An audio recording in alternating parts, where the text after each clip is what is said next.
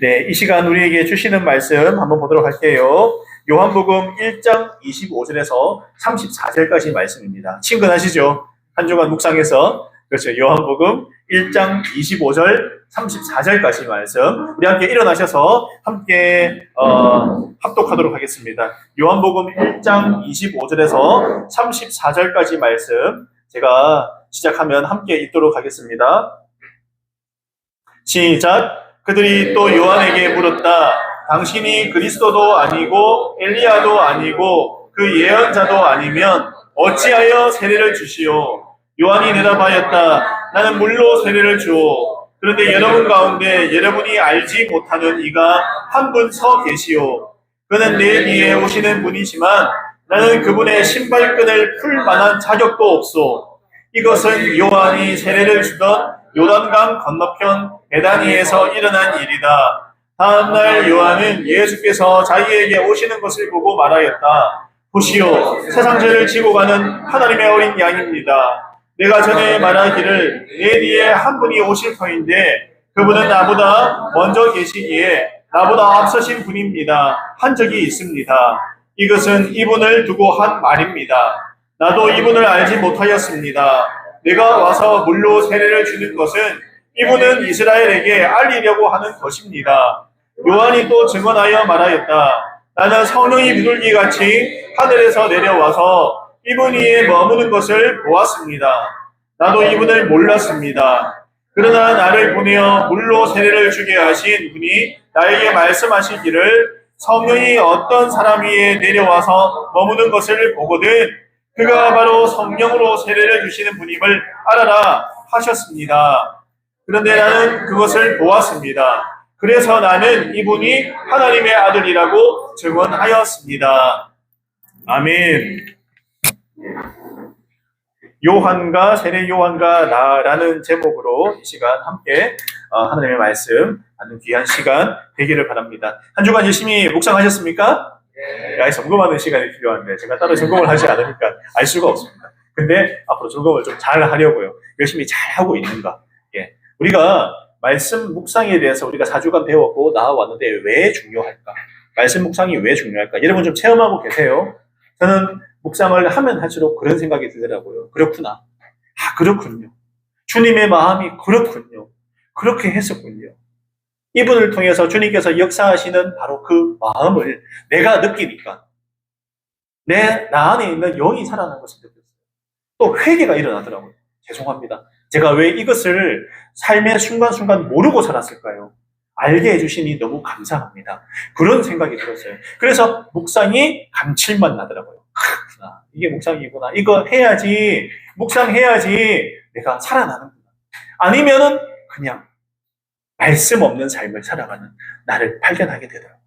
여러분, 그래서 우리가 함께 한 말씀, 한 묵상으로 한 주간을 보낸 것은 굉장히 의미가 있고 또 서로 나눌 때 풍성해지는 그런 폭발력이 있다라고 여러분들에게 말씀드리고 싶습니다. 근데 요한복음 시작해보니까 쉽지는 않은 것 같아요. 역시 요한복음.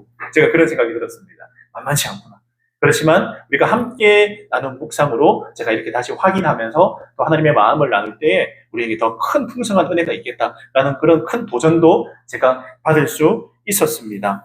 제가 지난 한 주간 2박 3일간 화요일, 수요일, 목요일 경북 문경에 갔어요. 문경에 가니까 그때 비가 너무 많이 내리는 거예요. 가는 날. 차를 이렇게 제가 운전을 좀 했거든요. 와, 이거 빗속을 달리는구나. 이 생각을 했어요. 야, 3일 내도록 비가 오면 어떡하지? 그런 생각 들었어요. 경북 문경에 또 가니까 산속에 있더라고요. 그 리조트가. 그래서 안개가 자욱하게 끼어있고 한치 앞도 안 보일 정도로 비가 오고 안개가 끼고 그런 환경이었습니다. 그래서 하나님 계속 이 날씨가 계속 가는 걸까요? 라고 제가 물어봤어요. 그런데 그 다음날 우리가 아우팅이 있었어요. 자, 오후 시간에 같은 지역 식구들끼리 나가서 지역 모임을 하고 같이 식사도 하는 시간이 있었는데 이렇게 비가 오고 이렇게 하면 어떡하지? 했는데 무슨 일이 발생했을까요? 수요일 날 파란 하늘에 구름이 옹기종기 모여 있으면서 날씨가 쨍쨍한 날씨를 하나님께서 확 주시더라고요. 오전까지 비 왔어요.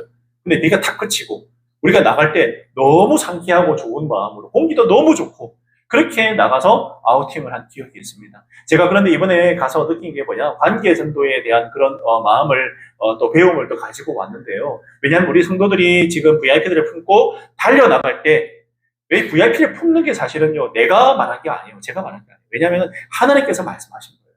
너희들 각자 VIP를 품어. 영혼 구원에 관심이 있는 게 살아있는 신앙이야. 너희들도 내가 구원해 주지 않았니? 내가 너희들을 위해서 피 흘리고 십자가에 달려 죽지 않았니?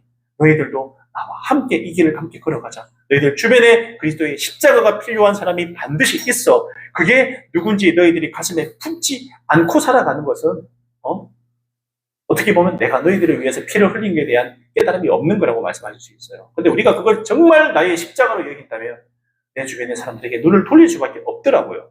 그게 당연한 거더라고요. 그래서 우리가 이 길을 향해서 함께 달려가고 있습니다. 근데 그런 마음을 품고 있는 목사님들이 500명이 오셨어요. 가니까요. 그런 마음, 영혼 구원에 대한 마음을 품고 온 그 목사님들 500명이 그 자리에 모였습니다. 그래서 그 시간이 굉장히 풍성했어요. 목회가 어떻게 보면 사역이 타성에 의해서 어쩔 수 없이 하게 되는 이런 게 아니라 진짜 예수님 사랑해서 그 일을 감당하는 목사님들이 오셨더라고요. 500명 중에 반은 사모님들이시네요. 250명이네요. 250분의 목사님들이 오신 거네요. 제일 많은 사모님들이었던 것 같습니다. 그래 왔는데 우리가 육겹줄 기도회라고 기도회를 가져요. 제렉마다 기도회를 가지거든요.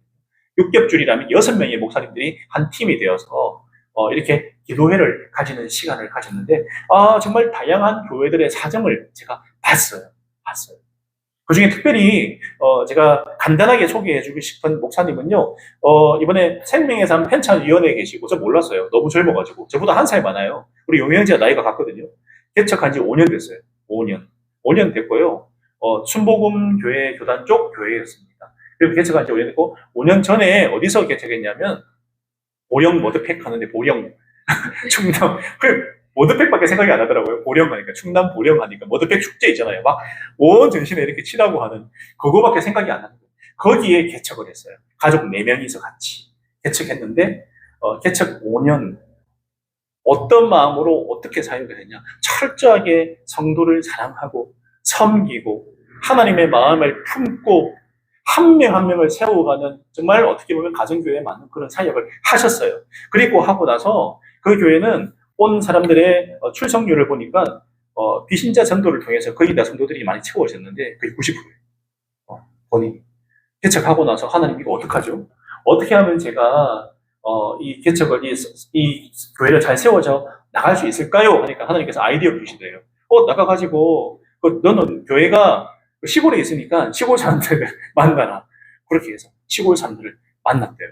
또 찾아와서 물어보는 사람도 있고 그렇게 만나서 처음에 만난 사람이 25명을 만났는데 그 25명에게 뭐라고 하죠? 하니까 25명을 데리고 여행을 가라.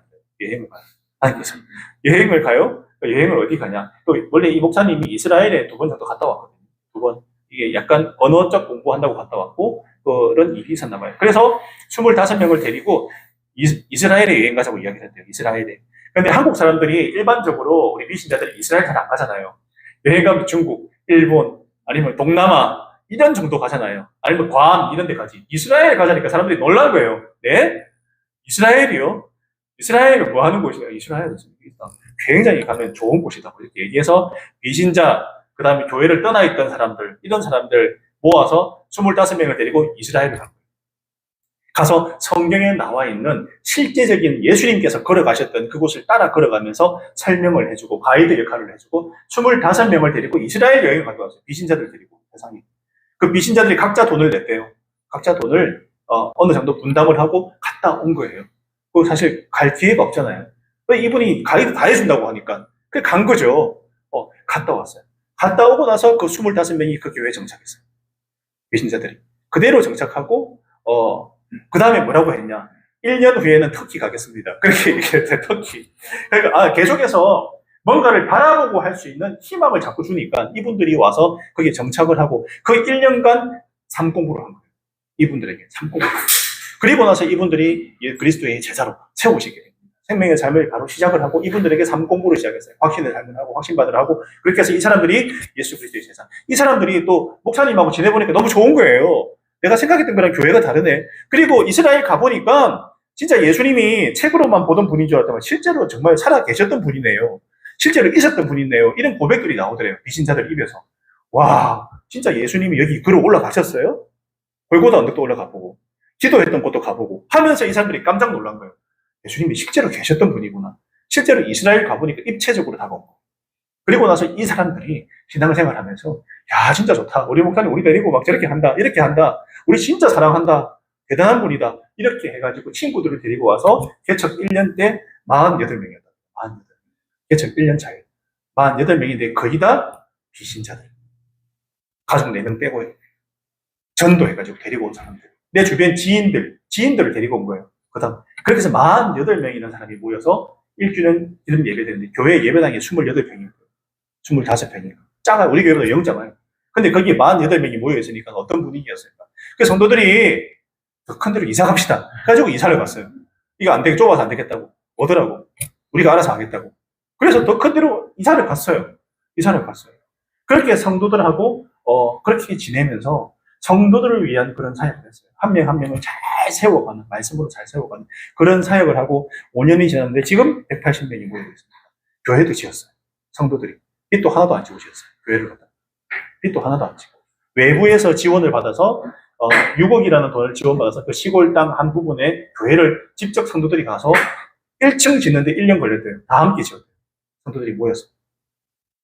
1층을 짓고 2층 짓는 데까지 2년 걸렸다고. 성도들이 돌 나르고 이런 식으로 지었대요. 그 예배당을. 거기에 대한 이야기를 하는데 제가 마음에 너무 이런 곳이 있구나. 이런 목사님하고 이런 성도들이 있구나. 그래도 한국이 소망이 있구나. 아직 이런 분이 있구나. 사람 한 명을 함부로 생각하지 않는 거예요.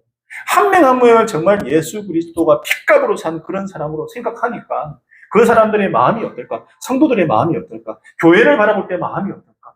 그런 감동을 제가 받았습니다. 제가 맨땅에 헤딩으로 개척을 했다고 하니까 우리 교회에 대한 그런 마음이 있어서 막 퍼주는 거예요. 목사님, 제가 5년간 해본 팁이 이렇습니다. 성도들을 이렇게 대하고 이렇게 했습니다. 본인이 경험했던 하나님, 본인과 함께하는 성도들에 대한 이야기를 하다가 한 12시까지 했어요. 대화를. 네, 잠도 안 자고 대화를 하고 그러셨거든요. 들으면서 마음이 어땠을까요? 저는 또 세상에 하나님 살아계시네요. 네, 가족 4명이서 개척을 했는데 이런 일이 또 벌어지네요. 그런 도전을 받았어요. 그래, 우리 교회도 너무 좋은 분위기에 너무 좋은 사랑하는 성도들이 같이 모이는데 우리도 할 수 있다는 생각이 들더라고요. 그럼 하나님이 그 교회를 향한 계획이 있으시면 우리 교회를 향한 계획도 분명히 있을 거고, 우리 교회를 통해서 영혼 구원이 일어나고 또 보내줄 그 숱한 정말 그리스도가 필요한 사람들이 있을 건데, 정말 그렇겠다라는 그런 큰 도전을 받고 제가 돌아와서 성도들에게 얘기를 해주고 싶었어요. 우리 형제자매들에게. 그런 게 있구나. 다음에 탐방도 한번 가봐야겠다. 여행 겸 탐방도 한번 가봐야겠다. 그런 교회가 있으니까요. 네. 그런 분들이 많아요. 제가 저번에 갔던 청주에 있던 교회도 그렇고, 진짜 하나님 앞에 바로 하려고 하는 거. 자기 욕심 다 내려놓고, 내가 목사로서, 성도로서 행복하고, 정말 하나님 보시기에 말씀대로 살려고 하는 그런 분들이 모여있는 그런 교회가 세워져 가고 있구나. 그래서 참 소망을 보았습니다. 그런데 오늘 이 말씀을 보니까요, 또 그런 생각이 들었어요. 좀 이게 뭔가 좀 연관성, 접촉점이 있더라고요. 굳이 이 사도 요한이 요한복음을 적었잖아요. 굳이 같은 요한인 세례 요한의 내용을 여기 왜 적었을까? 여러분 그 생각 해보셨어요? 세례 요한의 내용을 굳이 안 적어도 될 걸 왜 기록을 했을까? 왜? 초반에 왜 기록을 했을까? 여러분 생각을 해볼 만합니다.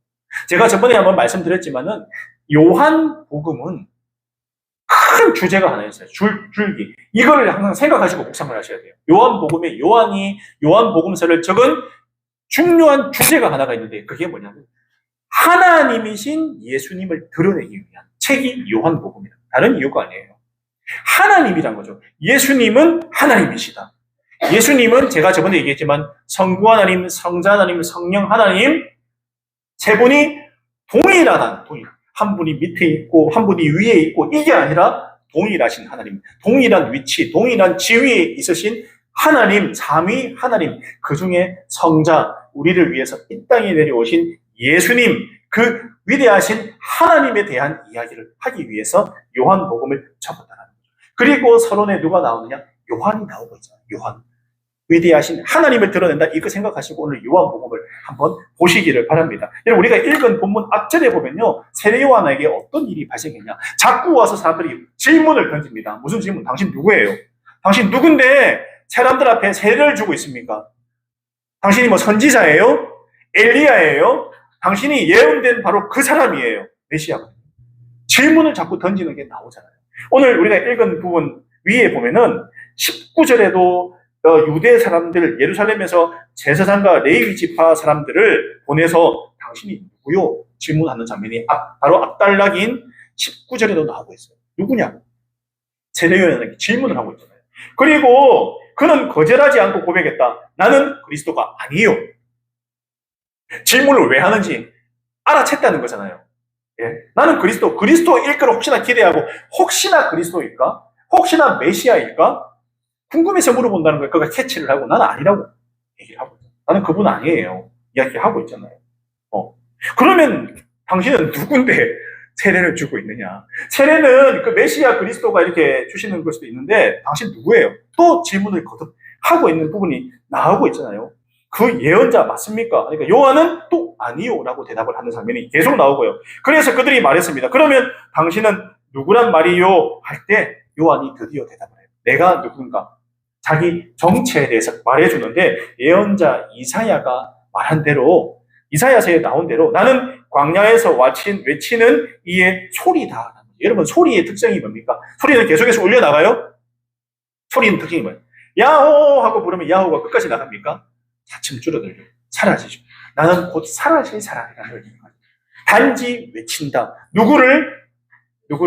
예수님을 외치는 사람일 뿐이다라고 본인의 정체에 대해서 이야기를 해주고 있어요. 나는 예수님이 드러나게, 예수님이 이름이 알려지게, 예수님이 누구신지 여기 있는 사람들이 복음을 들을 수 있도록 미리 와서 예수님이 할 일을 돕는 사람이다라고 이야기를 하고 있는 거예요. 그러니까 요한은 자기 존재감에 대해서 이렇게 얘기를 하고 있어요. 나 아무것도 아니에요.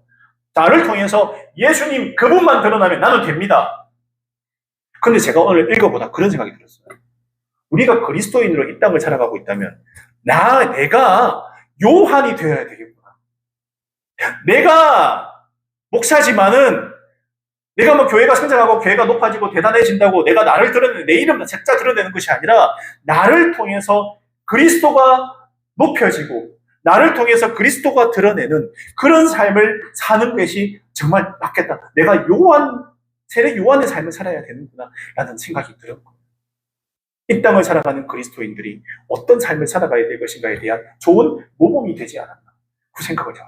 내 이름, 내 목회 성공, 대단하고 짓고 내 이름을 드러내는 게 목적이 아니라 오직 이곳을 통해서, 우리를 통해서, 나를 통해서 예수님이 전해지고 예수님이 드러나고 내 행동과 내 삶과 내 말을 통해서. 오늘 요한에게 계속해서 캐물었잖아요. 근데 요한이 사실 자기 자신에 대한 얘기를 거의 안 했어요.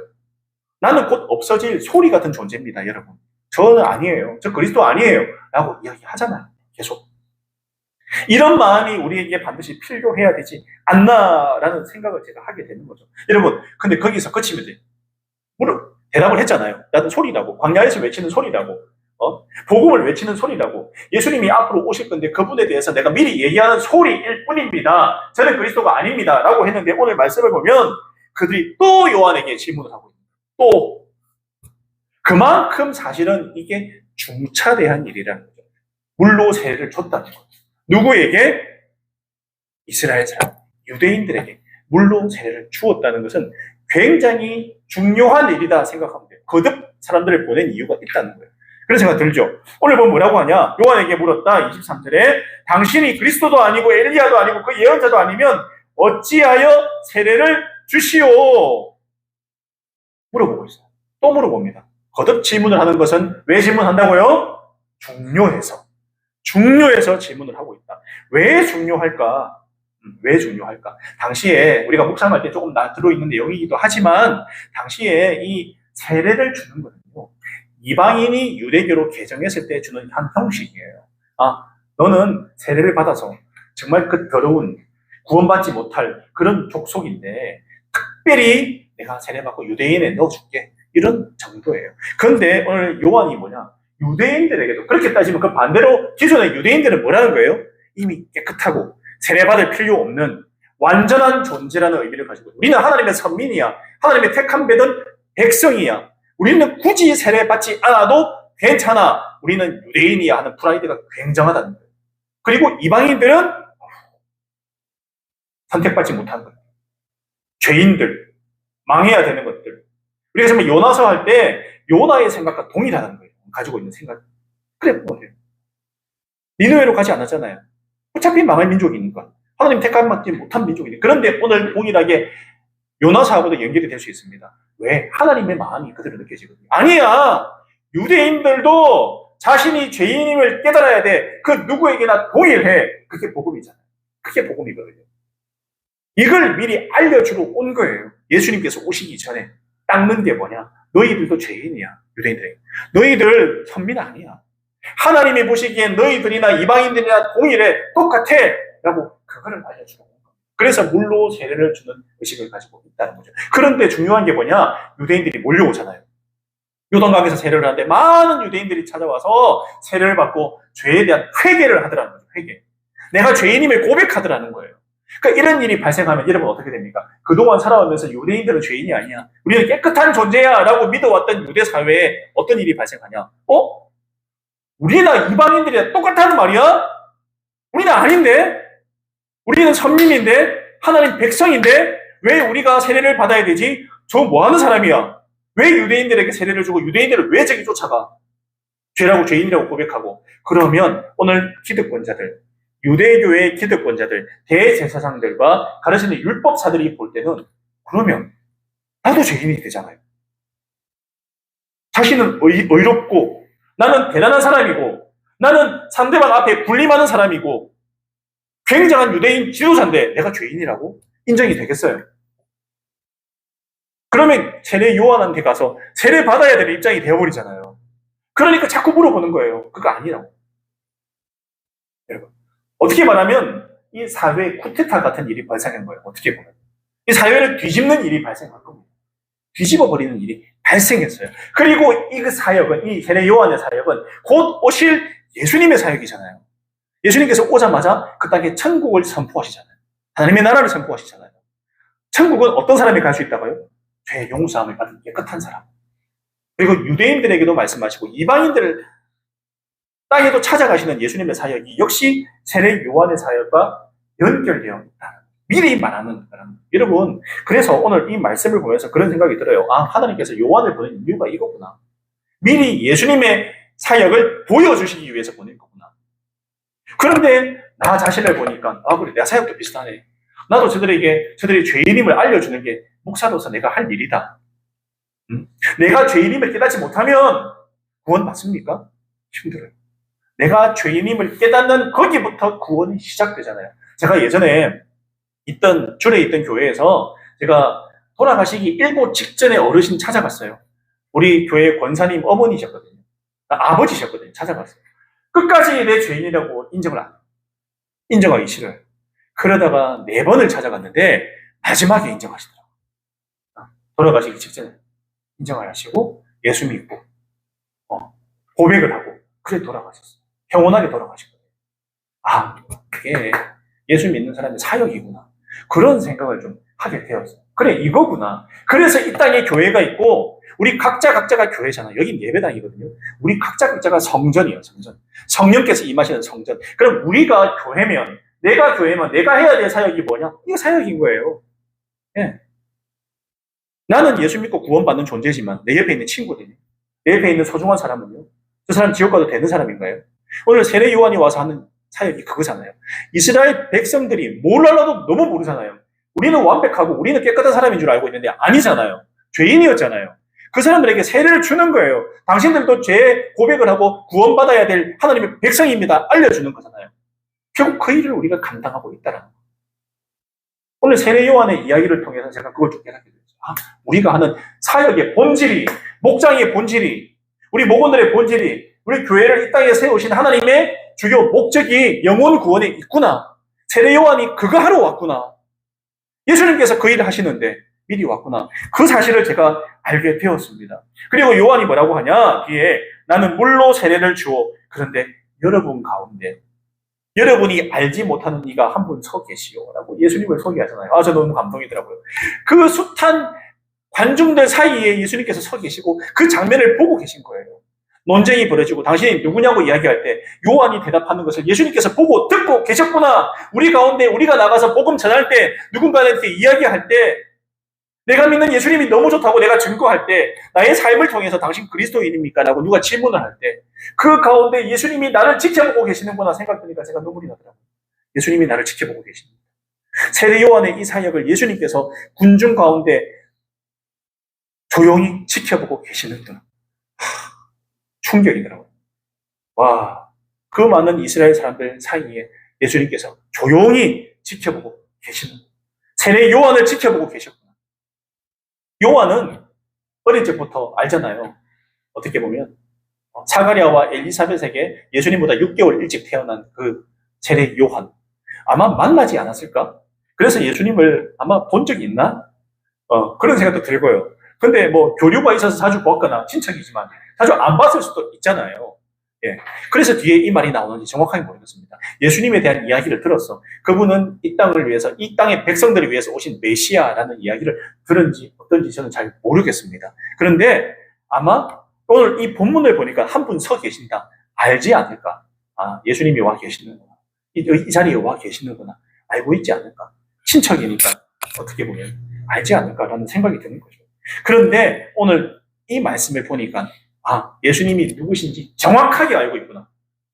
세례 요한이. 오늘 27절에 보면 그는 내 뒤에 오시는 분이지만 내 뒤에 본인이 아까 전에 얘기했지만 뭐라고요? 광야에서 외치는 소리라고 했잖아요. 예수님 먼저 와서 그 길을 닦는 사람이래잖아요. 먼저 왔다. 먼저 왔지만 내 뒤에 오시는 분이지만 나는 그분의 신발끈을 풀 만한 자격도 없어. 자기 자신에 대해서 이야기하고 있습니다. 누구를 드러내고 있어요? 요한복음 전체의 주제와 상통하는 말입니다. 누구를 드러내고 있어요? 예수님. 예수님. 아니, 이거 보시기 바랍니다. 신발끈, 우리가 묵상집에 나오고 있지만 주인이 집에 들어가요. 볼일을 보고 집에 들어가면 하인이 뭘 한다고요? 신발끈을 풀어줍니다. 주인이 풀어준 신발끈을 벗고 올라가는 게 주인이거든요. 신발끈을 푸는 게 하인이잖아요. 그런데 요한은 뭐라고 하냐? 나는 그분의 신발끈을 풀 하인도 안 된다는 거예요. 나는 하인도 안 돼요. 사실은 하인보다도 못한 존재라는 거죠. 예수님에 대해서 이야기할 때. 아니, 그러면 대체 누구야? 우리 가운데 있는 사람이 하인보다도 못하다고 요한이 저 얘기하는데 대체 누구야? 이런 생각을 안 가지겠습니까? 예, 이런 생각을 가지게 되는 거죠. 누구지? 이것은 요한이 세례를 주던 요다판 거다 베다니에서 일어난 일이다라고 나오고 있습니다. 여러분, 요한이 결국 이 베다니에서 누구를 높이고 있다고요? 예수님을 높이고 그 가운데 있는 예수님, 오직 예수님. 오늘 요한의 초점이 어디 맞춰져 있나 보세요. 오늘 세례 주는 자, 복음 전도자, 우리가 모두 복음 전도자인데요. 우리의 초점, 우리의 생각, 우리의 마음이 어디 맞춰져 있어야 된다? 예수님께 맞춰져 있다는 거죠. 세례 요한은 오직 예수님이에요. 오직 예수님. 그리고 다음 날 요한은 예수께서 자기에게 오시는 것을 보고 말하였다. 보시오, 세상 죄를 지고 가는 하나님의 어린 양입니다. 요한은 알고 있어요. 앞에도 자기가 신발끈도 풀지도 못하는 존재, 예수님은 그 정도로 위대한 하나님이시다는 걸 알고 있어요. 근데 오늘 두 번째 보니까 또 뭐라고 하냐? 예수님께서 이 땅에 왜 오셨는가? 예수님의 목적을 알고 있는데 뭐냐? 세상 죄를 지고 가는 하나님의 어린 양. 세상 모든 죄를 지고, 우리가 지은 모든 죄를 지고, 당신들이 지은 죄들을 지고 가는 하나님의 어린 양. 여러분, 어린 양이라 하면 보통 그 제물이잖아요, 제물. 우리가 번제물 이런 데 어린 양을 많이 쓰거든요, 주로. 제물이라는 거예요. 우리의 죄를 지고 가는 하나님의 제물이라는 뜻이에요, 제물. 그런 의미를 가지고 있다는 거예요. 예수님에 대해서 그렇게 말하는 거죠. 저분은 우리의 모든 죄를 지고 갈 바로 그 제물, 하나님의 제물, 바로 그분입니다 라고 이야기를 하고 있어요. 고백이에요. 여러분, 이때 예수님에 대해서 계속 이야기를 하고 사람들에게 전해주고 미리 알려주는 광야에서 외치는 소리의 역할을 감당하고 있지 않습니까? 또 말합니다. 내가 전에 말하기를 내 뒤에 한 분이 오실 터인데 그분은 나보다 먼저 계시기에 나보다 앞서신 분입니다 한 적이 있습니다. 그것은 이분을 두고 한 말입니다. 내 뒤에 온다고 했는데 그분은 나보다 먼저 계시기에 하나님이시죠. 나보다 먼저 계신 분이 누굽니까? 내가 태어나기 전에 먼저 계신 분. 나보다 뒤에 태어났는데 나보다 먼저 계신 분 하나님이에요. 하나님. 예. 나보다 앞서신 분입니다. 한 적이 있는데 그분이 바로 예수님이 곧 하나님이시다 나타내고 있는 거죠. 그분은 내가 신발끈을 풀 자격도 없는 분입니다. 나는 그냥 먼지 같은 존재예요. 그분에 비하면. 나는 그냥 죽으면 그냥 넘어 쓰러져 버리는 그냥 아무것도 아닌 존재가 바로 납니다. 그리고 그분은 나보다 먼저 계신 분 하나님이십니다. 오늘 고백을 합니다. 내가 먼저 태어났는데 나보다 뒤에 태어났지만 그분은 하나님이시다. 위대하신 하나님이십니다. 고백을 연장하고 있는 거예요. 여러분. 계속해서 하고 있습니다. 오늘 요한이 지금 뭐 하고 있어요? 예수님에 대한 이야기하고 있어요. 오늘 사람들은요, 당신이 누구냐 물어봤어요. 요한에게. 당신 누구요? 라고 물어봤는데, 요한은 내가 누굽니다. 라고 이야기합니까? 사람들 앞에. 나는 위대한 요한입니다. 위대한 사도 요한입니다. 나는 대단한 사람입니다. 하나님께 선택받은 사람입니다. 저는 광야에서 외친 소리입니다. 이렇게 말합니까? 아닙니다. 광야에서 외치는 소리라고 말했지만 그 이후에 예수님에 대한 이야기만 주구장창 하고 있어요. 본인에 대한 이야기를 안 해요. 이게 예수 믿는 사람들의 삶, 생각, 초점이 어디 맞춰져야 되냐? 예수님께 맞춰져야 되는구나. 요걸로 제가 깨닫게 됩니다. 그렇구나. 네, 생각이 어디에 맞춰져 있는가?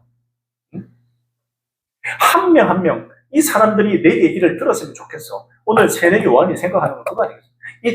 나한테 세례받고 내가 위대한 선지자인 줄 알고 졸졸졸졸 따라온 이 수백 명의 인파들 가운데서 요한이 여러분 세례받았죠? 다음부터 이제 잘 봅니다. 내가 잘 지켜볼 거예요. 이게 아니라 예수님에 대한 이야기를 하고 있는데 그 뒤가 또 충격이에요. 나도 이분을 알지 못하였습니다. 이거잖아요. 못하였다는 것은 몰랐다는 거예요. 지금은 아는데 몰랐다는 거예요. 제가 그래서 이 부분에서 좀 약간 생각이 들어요. 아니, 원래 좀 살아가면서 잘 몰랐나?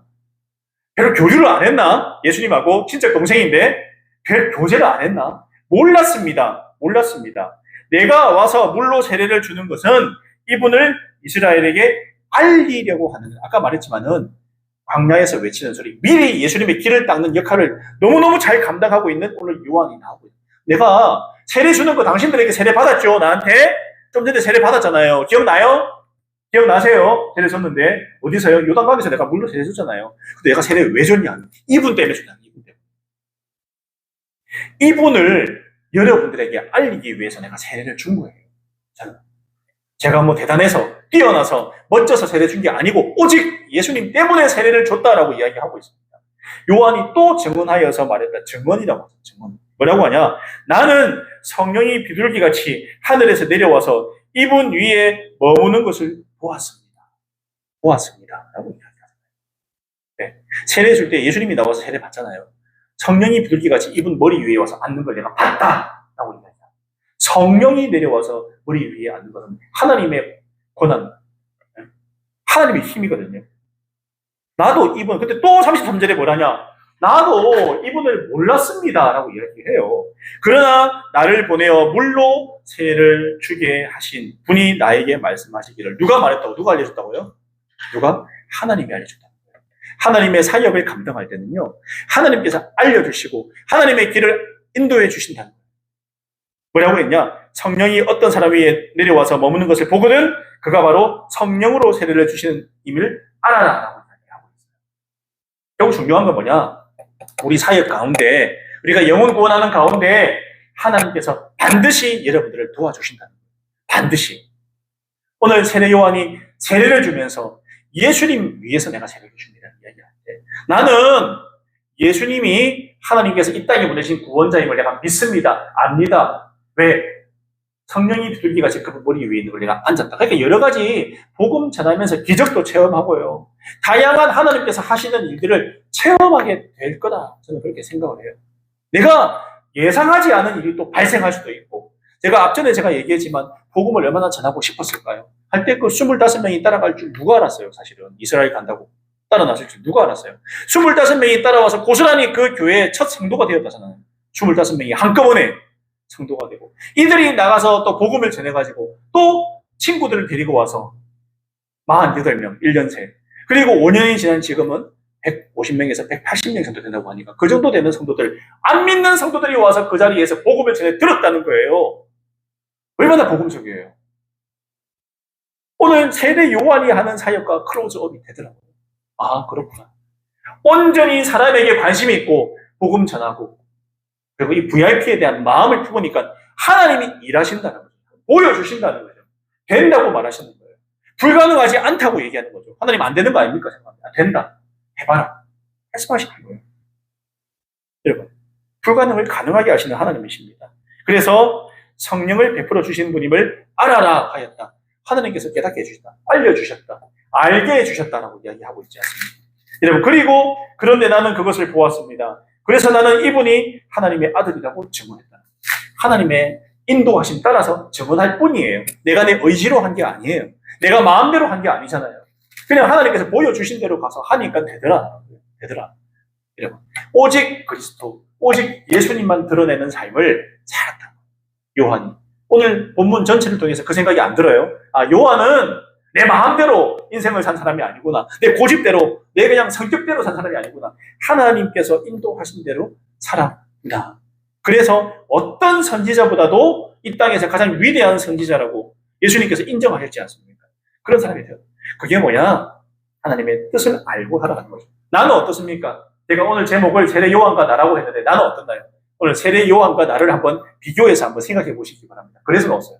나의 삶이 지금 어떤가? 나의 생각이 어떤가? 세례 요한하고 비교하니까 나는 어떤가?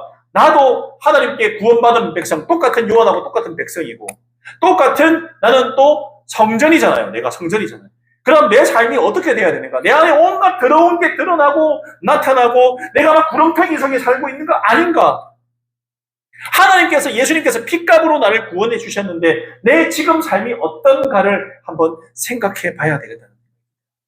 오늘 요한을 통해서요. 오늘 종교 지도자들은 철저하게 자신들의 기득권 생각하잖아요. 아, 저 요한 때문에 우리가 이 자리 잃는 거 아니야? 저 요한 때문에 세례 받으라고 하는데 우리도 세례 받아야 되나? 그럼 나는 뭐 돼? 나 종교 율법사고 나는 대제사장인데 내가 세례 요한한테 가서 내가 엎드려가지고 세례 받아야 돼? 있을 수 없는 일이야.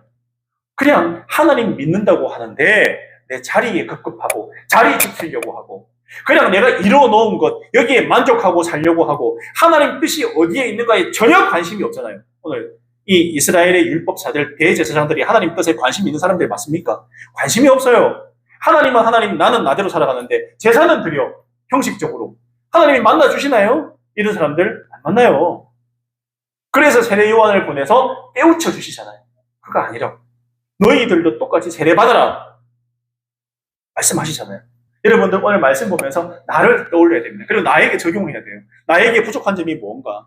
오늘 말씀을 보면서 요한과 이 율법사들, 대제사장들하고 서로 비교를 하면서 나를 한번 보세요. 나는 어떻게 좋게 있지? 그러면 나는 어떻게 변화되어야 될까에 대한 해답을 얻어야 된다.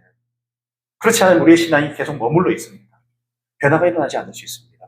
그래서 저는 여러분들에게 도전하기는 세례 요한처럼 바로 이래 안 될 수 있어요. 저도 자신 없어요. 솔직히 내가 무슨 세례 요한 같이 그런데 하루하루 우리가 흉내내면서 하루하루 어제보다 오늘 제가 말씀드렸잖아요. 오늘보다 내일 우리 성도들은 그랬으면 좋겠어요. 어제보다 오늘, 오늘보다 내일 세례 요한에 가까워져가는 삶을 산다면 우리 예수님께서 기뻐하시지 않을까 싶습니다. 아까 제가 말씀드렸지만 예수님께서 어떻게 하고 계셨다고요? 군중들 가운데서 지켜보고 계셨다. 세례 요한이 어떻게 하는가? 여러분, 우리의 삶도 예수님께서 지켜보고 계시다. 저는 믿어요. 보고 계셨다. 거기 갑자기 가슴이 철렁하더라고요. 지켜보고 계셨다. 우리가 모르는 사람들 가운데 섞여 있을 수 있다. 이 생각을 하시고 이번 한 주간 말씀으로 승리하는 사랑하는 우리 성도들 다 되시기 바랍니다. 아멘.